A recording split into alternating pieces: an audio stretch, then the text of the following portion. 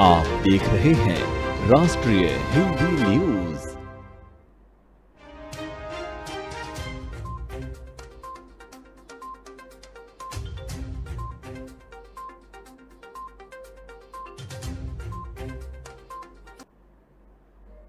नमस्कार, आप देख रहे हैं राष्ट्रीय हिंदी न्यूज और आपके साथ हूं मैं अंजना राठौर। खबरें लगातार में आपका स्वागत है। सबसे पहले बात करेंगे आजादी के अमृत महोत्सव की। देश इस 15 अगस्त को भारत की आजादी की 75वीं वर्षगांठ मना रहा है। इस खास अवसर पर हर घर तिरंगा अभियान को लेकर भी तैयारी जोरों शोरों पर है।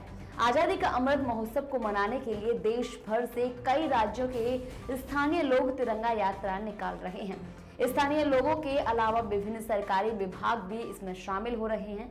इसी कड़ी में आज यानी 3 अगस्त को उपराष्ट्रपति एम.के. वेंकैया नायडू ने केंद्रीय मंत्री प्रहलाद जोशी और पीयूष गोयल के साथ लाल किले से सांसदों के लिए तिरंगा बाइक रैली को हरी झंडी दिखाकर रवाना किया। रैली का समापन विजय चौक पर होगा। बता दें कि इस रैली का आयोजन केंद्रीय संस्कृति मंत्रालय ने किया है। इसमें कई सांसद भी शामिल हैं। देश के सभी लोगों से 13 अगस्त से 15 अगस्त के बीच हर घर तिरंगा लहराने की भी अपील की गई है। अभियान के तहत 20 करोड़ तिरंगा फहराने का लक्ष्य रखा गया है। वहीं दूसरी ओर केंद्रीय गृह मंत्री अमित शाह ने बीजेपी संसदीय दल की बैठक में डीपी पर राष्ट्रीय ध्वज तिरंगा लगाने के लिए लोगों की तारीफ की है। आपको बता दें कि देश की आजादी की 75 साल पूरे होने पर देश भर में आजादी का अमृत महोत्सव मनाया जा रहा है।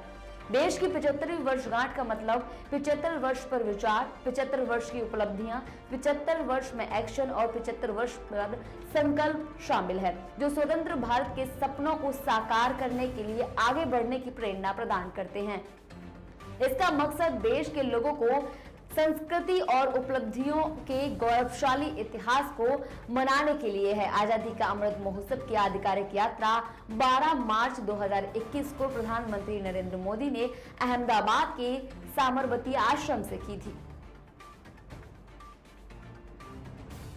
चीन की तमाम धमकियों के बावजूद आखिरकार अमेरिका की स्पीकर नैन्सी पेलोसी ताइवान पहुंच गई हैं। पेलोसी के दौरे से चिढ़कर चीन ने अब ताइवान पर दबाव बनाने की कोशिश की है। चीन ने ताइवान से आयात किए जाने वाले खट्टे फल, सफेद धारीदार हेयर टेल और फ्रोजन हॉर्स मैकेरेल की आयात पर रोक लगा दी है। इससे पहले चीन ने कहा था कि वो अगस्त से ताइवान को प्राकृतिक रेत के निर्यात पर भी रोक लगा देगा। अमेरिका में नवंबर 3 की ताकत रखने वाली स्पीकर नैन्सी पेलोसी मंगलवार रात 8:14 पर ताइवान पहुंची हैं। उनकी फ्लाइट के लैंड होने के तुरंत बाद ही चीन ने ताइवान में चुनकर सैन्य ठिकानों पर हमले की बात कही है। अमेरिका से पेलोसी के ताइवान पहुंचने के बाद चीन ने गुरुवार से ताइवान के 6 तरफ सैन्य अभ्यास का ऐलान किया है। इस ड्रिल में J-20 स्टील्थ फाइटर जेट्स को भी शामिल किया गया है। ताइवान के आसपास होने वाली चीन की मिलिट्री एक्सरसाइज बेहद अलग और चिंता बढ़ाने वाली होंगी। इसमें चीन ताइवान को चारों तरफ से घेर कर 6 इलाकों में मिलिट्री ड्रिल करेगा। चीन सेना का कहना है कि वो गुरुवार से रविवार तक ताइवान के आसपास के 6 क्षेत्रों में जरूरी मिलिट्री ड्रिल करेगा। इसमें लाइव फायर ड्रिल भी शामिल होगी। भारतीय महिला लोन बॉल्स टीम ने मंगलवार को कॉमनवेल्थ गेम्स के में महिला फोर्स स्पर्धा के खिताबी मुकाबले में साउथ अफ्रीका को 17-10 से हराते हुए गोल्ड अपने नाम कर लिया। ये इस इवेंट में भारत का पहला गोल्ड है और भारतीय महिलाओं ने इस अनजान खेल में परचम लहराते हुए भारत को चौथा गोल्ड दिलाया है। उन्होंने सेमीफाइनल में न्यूजीलैंड को 6-13 से हराया था। भारतीय टीम पहली बार राष्ट्रमंडल खेलों में महिला फोर्स प्रारूप के फाइनल में पहुंची थी। प्रतियोगिता की महिला फोर्स स्पर्धा में भारत पहली बार उतरा था। भारतीय दल का ये चौथा स्वर्ण है और भारोत्तोलन के अलावा किसी स्पर्धा में पहला स्वर्ण भी है। बताया जा रहा है कि टीम के पास कोच तक नहीं था, कोई सुविधा नहीं थी। अपने बलबूते पर इन खिलाड़ियों ने गोल्ड तक का सफर तय किया है। 92 साल पुराने कॉमनवेल्थ गेम खेलों के इतिहास में पहली बार 2010 के दिल्ली खेलों में पहली बार भारतीय पुरुष और महिला टीम ने इस इवेंट में क्वालिफाई किया था। जीत के बाद खिलाड़ियों ने बताया कि पिछली 3 बार से कामयाबी नहीं मिलने के कारण उन्हें सरकार से कोई सपोर्ट नहीं मिल रहा था। खिलाड़ियों ने बिना कोच के ही प्रैक्टिस की। वहीं बर्मिंघम में भी टीम टूर्नामेंट से 4 दिन पहले पहुंची थी और चारों दिन ग्रीन ग्राउंड पर जमकर अभ्यास किया, जिसके बाद उन्हें जिसका फायदा भी मिला है और उन्होंने गोल्ड अपने नाम कर लिया है।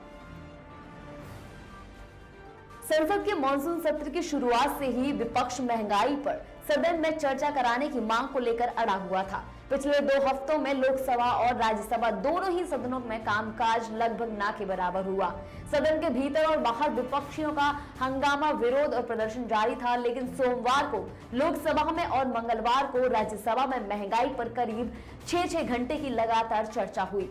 राज्यसभा में बहस के दौरान कांग्रेस, टीएमसी और अन्य दलों ने सरकार को बढ़ती महंगाई के लिए जिम्मेदार ठहराया। दोनों सदनों में चर्चा के बाद वित्त मंत्री निर्मला सीतारमण ने चर्चा का जवाब दिया। वित्त मंत्री निर्मला सीतारमण ने कहा कि यह मोदी की सरकार ही है। आर्थिक नीतियों के कारण ही कोविड और मंदी के बावजूद भारत अच्छी हालत में बना हुआ है। आगे उन्होंने कहा कि वैश्विक मंदी के इस दौर में जहां कई देश मंदी की चपेट में आ चुके हैं और कई देश मंदी की चपेट में आने वाले हैं, वहां भारत इस मंदी की पहुंच से दूर है। रुपए के लगातार गिरने पर वित्त मंत्री ने कहा कि रुपए अपेक्षाकृत काफी स्वस्थ और अच्छी हालत में है। वित्त मंत्री ने चर्चा के दौरान सरकार की उपलब्धियों को गिनाते हुए विपक्षी पार्टियों के कई आरोपों का जवाब भी दिया, जैसे कि उज्ज्वला योजना को लेकर उन्होंने कहा कि गैस का दाम हमारे हाथ में नहीं है, फिर भी हमने 35 करोड़ लोगों तक अपना वादा निभाया है। एलपीजी कवरेज 69% से 100% से ज्यादा बढ़ा है। ये तभी संभव है जब लोग दोबारा गैस सिलेंडर भरवा रहे हैं। इसीलिए ये कहना गलत होगा कि दोबारा गैस लोग नहीं भर पा रहे हैं। बात करते हैं कोविड अपडेट की। देश में कोरोना वायरस से संक्रमण के मामलों में लगातार उतार चढ़ाव जारी है। कल की तुलना में आज बुधवार को कोरोना के 3000 से ज्यादा नए मामले सामने आए हैं। केंद्रीय स्वास्थ्य मंत्रालय की ओर से आज सुबह जारी आंकड़ों के मुताबिक देश में पिछले 24 घंटे में कोरोना के 17,135 नए मामले दर्ज किए गए हैं, जबकि एक दिन पहले कोरोना के 13,334 नए मामले सामने आए थे। एक दिन में 3000 से ज्यादा नए केस जुड़ने से देश में एक्टिव मरीजों की संख्या 1,37,057 हो गई है।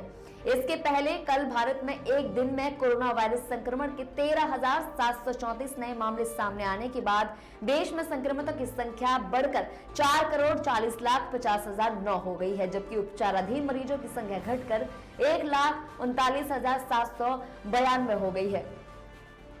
आज के नए अपडेट के मुताबिक एक्टिव केस 1.37 लाख से अधिक हो गए हैं।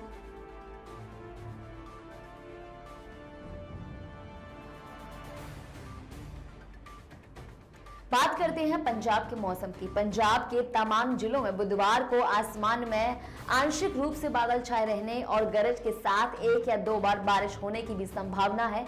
मौसम केंद्र चंडीगढ़ के मुताबिक मांझा, दोआबा, पश्चिम मालवा और पूर्वी मालवा में बारिश के आसार दिखाई दे रहे हैं। हालांकि मौसम विभाग ने कोई अलर्ट जारी नहीं किया है। बुधवार को पंजाब के ज्यादातर शहरों में अधिकतम तापमान 34 से 35 डिग्री सेल्सियस रहने का अनुमान है। वहीं मौसम विभाग के अनुसार पंजाब में जुलाई महीने में 335.5 मिमी बारिश हुई है, जबकि सितंबर तक रहने वाले मॉनसून सीजन में पंजाब में 490 मिमी बारिश की संभावना है। दूसरी तरफ पंजाब के ज्यादातर शहरों में वायु गुणवत्ता सूचकांक अच्छा से संतोषजनक श्रेणी में है। वहीं अमृतसर में बुधवार को अधिकतम तापमान 35 और न्यूनतम तापमान 28 डिग्री सेल्सियस रहने का अनुमान है। आसमान में आंशिक रूप से बादल छाए रहेंगे और गरज के साथ ही 1 या 2 बार बारिश हो सकती है। वायु गुणवत्ता सूचकांक संतोषजनक श्रेणी में 59 दर्ज किया गया है। जालंधर में अधिकतम तापमान 35 डिग्री सेल्सियस और न्यूनतम तापमान 27 डिग्री सेल्सियस रहने का अनुमान है। हल्के बादल छाए रहेंगे और गरज के साथ 1 या 2 बार बारिश के आसार हैं। वहीं वायु गुणवत्ता सूचकांक 56 है, जो संतोषजनक श्रेणी में आता है। उत्तर प्रदेश में समाजवादी पार्टी नेताओं पर जांच एजेंसियों का शिकंजा कसता ही जा रहा है। हाल ही में झांसी में आयकर विभाग ने बुधवार को बड़ी कंस्ट्रक्शन कंपनी घनाराम कंस्ट्रक्शन के ठिकानों पर बुधवार सुबह इनकम टैक्स ने छापेमारी की है। झांसी, लखनऊ समेत कई ठिकानों पर इनकम टैक्स की टीम पहुंची और दस्तावेज खंगाले जा रहे हैं।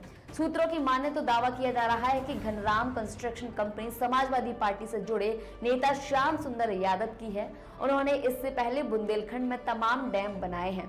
इसके अलावा विभाग ने रियल एस्टेट कारोबारी विजय सराओगी के से यहाँ पर भी छापा मारा है। मिली जानकारी के मुताबिक मौके पर भारी पुलिस बल भी तैनात किया गया है और छापेमारी जारी है। बात करते हैं असम की। ऊपरी असम के डिब्रूगढ़ में लकड़ी के लट्ठों की तस्करी का गिरोह सक्रिय है। आपको बता दें कि डिब्रूगढ़ शहर के पंचराहा में पुलिस ने तस्करी के लिए लकड़ी के लट्ठों से लदे वाहन को अपने कब्जे में लिया है। इन दिनों विशाल ब्रह्मपुत्र नदी के छोरों पर लकड़ी की तस्करी का गिरोह सक्रिय हो उठा है। अवैध तरीके से लकड़ी का व्यापार जोरों शोरों पर चल रहा है। ऐसे में डिब्रूगढ़ शहर थाना के टीएसआई नीलम संजीव नाथ के नेतृत्व में चलाए गए अभियान में तस्करी के लिए लकड़ी के लट्ठों से लदे एक वाहन को पकड़ा गया है। इसी बीच पुलिस द्वारा जब्त की गई लकड़ी वन विभाग के सुपुर्द कर दी गई है। जानकारी के अनुसार अति विशिष्ट और प्रभावशाली हस्तियों के शय पर ये अवैध गोरख धंधा चलाया जा रहा है। फिलहाल पुलिस भी इस मामले को लेकर सक्रिय हो गई है और तस्करी करने के खिलाफ जो तस्करी करते हैं लट्ठों की, उनके खिलाफ कार्रवाई करने की तैयारी में है। फिलहाल के लिए इतना ही। देखते रहिए राष्ट्रीय हिंदी न्यूज। जय हिंद।